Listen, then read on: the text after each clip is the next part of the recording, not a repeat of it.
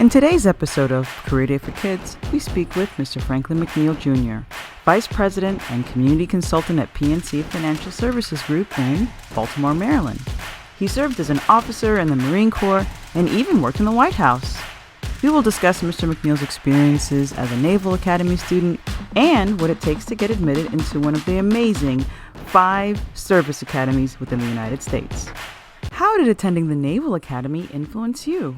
That's an interesting question because a lot of people comment about that now. They'll say, oh, you must have learned that at the academy, or you must have done something like that at the academy, or that's the academy coming out in you. And in reality, my grandparents and my parents were very strict with me growing up in Memphis, Tennessee.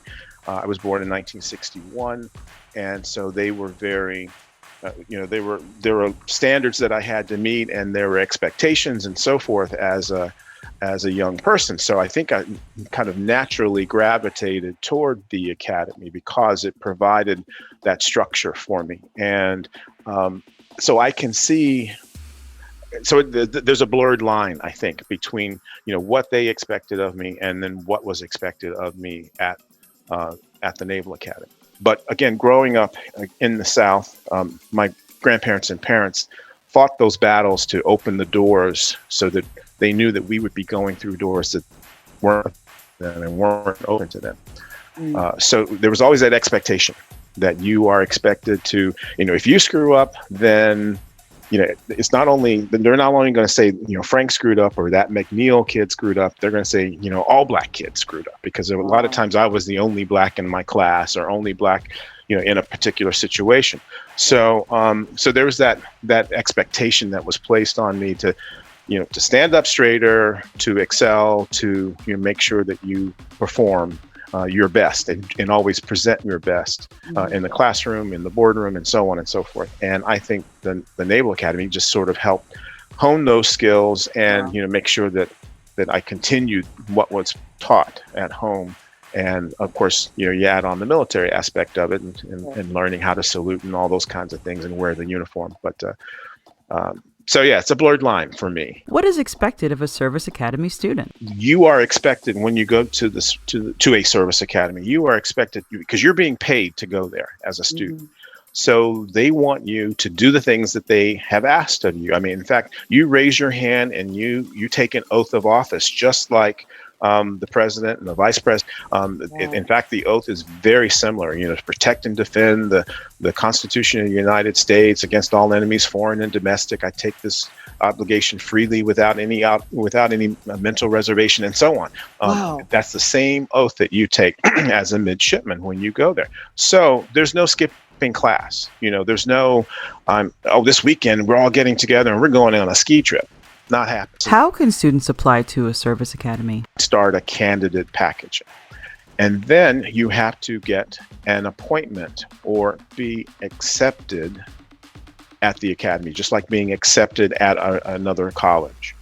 So you have to apply to the academy itself and be accepted by the academy. The third thing you have to do is to get a nomination, which comes from the president, the vice president, your congressman or your senator, and you have to apply to them depending on your available, because some of it depends on if your parents were career military, or if your parents were Medal of Honor winners, or if your parents were combat veterans, and so on, determining where you can apply, like to the president and vice president. But everybody can apply to their congressman or senator. And each congressman and senator gets 10 nominations to each of the schools each year. So that means, if you want your first choice, especially here in Maryland, like most of the people, because I've been fortunate enough to sit on Congressman Sarbanes' selection committee for the service academies. So you've got to be in that top 10 if you want to get, your number one choice, which a lot of candidates here want to go, obviously, to the Naval Academy. And then the fourth thing you have to do is you have to be physically qualified in order to get there. So you're going to be doing obstacle courses and swimming and, you're going to be doing a lot of physical activity there. And in fact, you're required to either be on a varsity sport or a intramural sport every semester, but also you have, in terms of graduation requirements, you have physical activity that you have to, so you have to be able to swim a mile, for example. You have to be able to go off a 10-meter board to simulate the fact that you jumped off of from the superstructure of a ship. Ship's on fire. You got to get off the ship. You may not be able to get down to the lower deck in order to jump off. So you may have to jump from, if like a naval ship is kind of like a wedding cake, wide at the bottom and gets smaller, and then at the top it gets kind of skinny, right? And so you may have to jump from the top so you've got to know how to jump off properly, cover your nose, cross your arms, cross your legs, and be able to jump out far enough. So you got to do things like that. We have obstacle courses that you have to run. And so they want to make sure that you're physically qualified to do those kinds of things. And they, like in academics, at the beginning of the semester, they say, okay, you've got 6 weeks or whatever the amount of time is. We expect you to be able to swim a mile at the end in your uniform, obviously, because it simulates the fact that you've fallen off the ship, right? Wow. So we expect you to be able to survive in the water, because imagine you've fallen off the ship. Hopefully someone saw you, but either way, that ship has to stop, turn around, come back and get you, right? So you've got to be able to survive swimming in the water. So again, they want to make sure you go through water survival, you go through swimming, being able to swim a mile in your uniform. And they say, okay, you've got 6 weeks to do that. So it's up to you, because you've got to be able to finish that in a certain amount of time. And if you don't finish it in an hour, and if it takes you an hour and 30, you get a B. If it takes you an hour and 40, you get a C. If it takes you an hour and 50, whatever the time frames are. And so it's up to you to make sure that you can do that. What did you do after attending the Naval Academy? So I became a Marine officer, and all Marine officers have to go to the basic school in Quantico, Virginia. So you go. And actually, after you graduate from the academy, you go to your follow-on schools to become doctors, lawyers, pilots, ship drivers, what have you. You have to learn the tools of the trade. You have to learn so that before you actually get on board a ship or actually fly a plane and so forth, you've trained to do that. So my follow-on school was obviously go to the basic school, go to Quantico. And then from there, I was an artillery officer, so I had to go to artillery school in Fort Sill, Oklahoma. From there, then you go to your first duty station. And my first duty station was in Camp Lejeune in North Carolina. And we deployed over to the Mediterranean. So we were on board ship for 9-10 months, almost 11 months on board ship. And so we were in Turkey and France and Italy and Germany. And then after I left, my last part of my responsibilities at Camp Lejeune, I was a general's aide. So I got to, if you watched any of the inauguration this week, you probably saw military officers walking around with gold aiguillettes on their shoulders. If you wear it on the left, you're in service to a general or an admiral. If you wear it on the right, you're in service to the president. And so I was a general's aide for a year before I left Camp Lejeune. And then from Camp Lejeune, I went to the Marine Barracks in Washington, D.C. in Southeast. It is the oldest post of the Marine Corps. In fact, Thomas Jefferson selected the site, and so Marines have been there ever since. Wow. And that is where the silent drill team is. And in order to get there, again, you have to go through a selection process, because if you that's where the Marines who work at the White House, as well as the Marines who fly Marine One and work at Camp David and so forth, they're stationed at the Marine Barracks in Washington, D.C.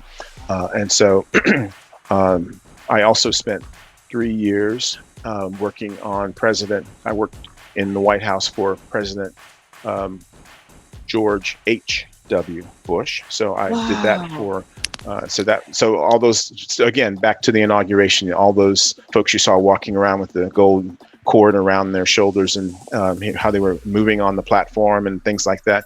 I got to do that for George H.W. Bush. So we did bill signings, swearing-ins, garden parties in the Rose Garden.